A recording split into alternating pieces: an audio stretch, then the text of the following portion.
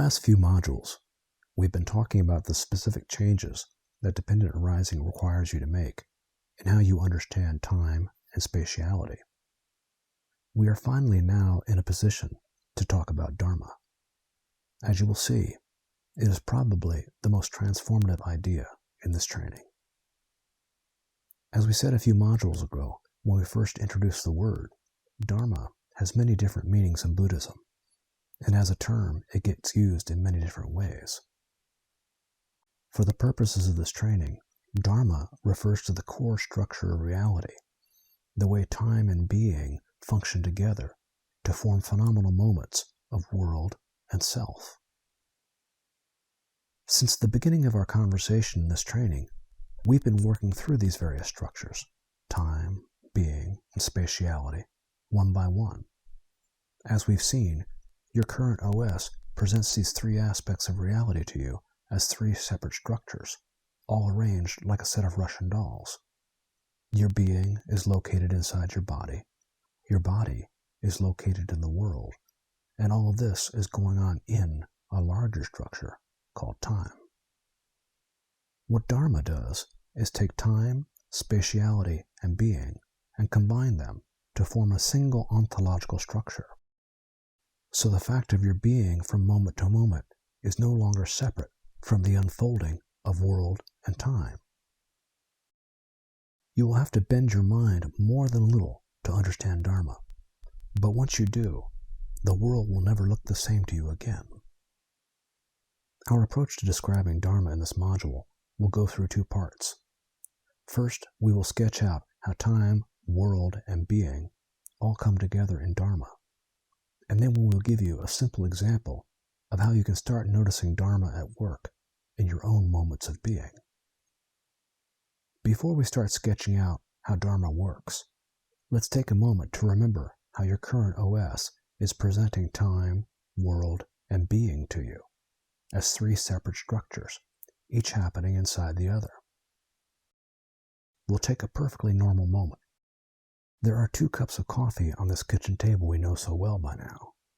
Your partner is worried about her father, and you have made a couple of espressos, and the two of you are sitting down for a talk. The table wobbled a bit when you set down the coffee, but the coffee didn't spill. The table has been in your family since you were young.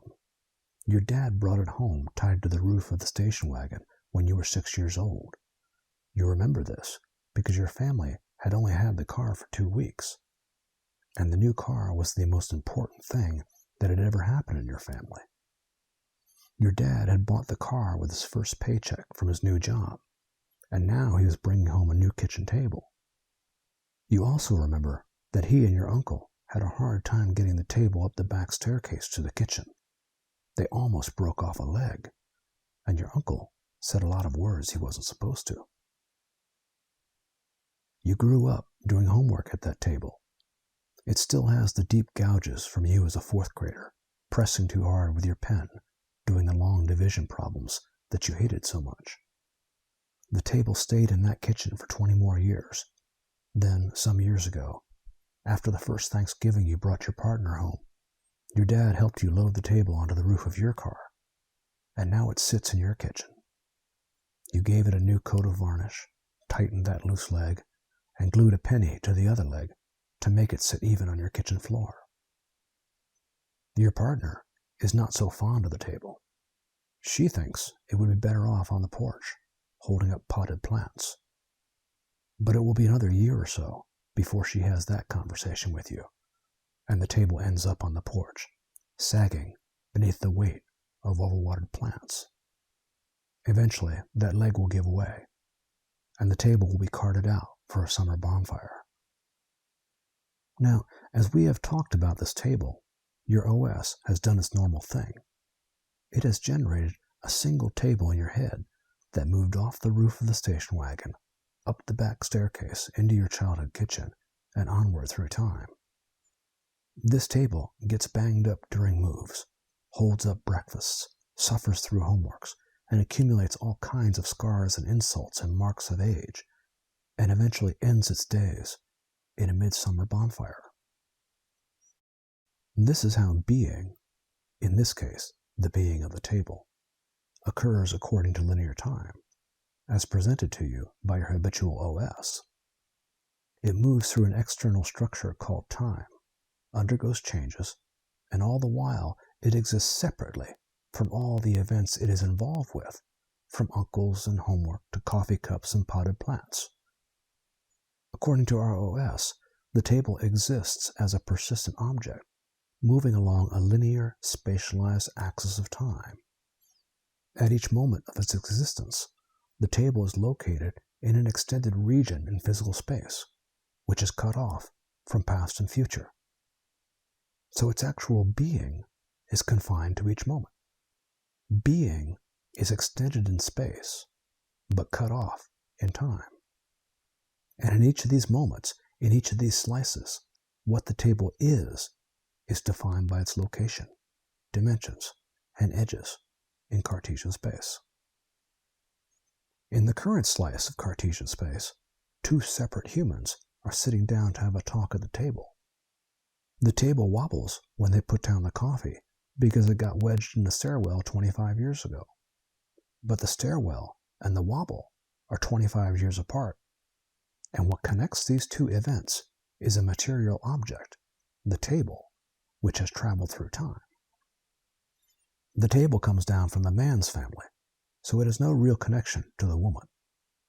It exists as a material object in the current slice of Cartesian space, and because it is a solid object within Cartesian edges, it keeps the coffee from hitting the floor. These same Cartesian edges establish a clear separation from both the man and the woman. The table is an owned object. The man has certain memories and feelings about the table, but these memories and feelings are occurring in his brain, and they concern a solid object that is separated from him by empty space. All three of these beings, man, woman, and table, are, as we speak, moving onward in time as separate beings, and will arrive in future slices of Cartesian space, one of which includes a bonfire, another which includes a funeral. So that's how this table occurs in terms of three separate structures: linear time, Cartesian space, and the beings that move forward through these structures.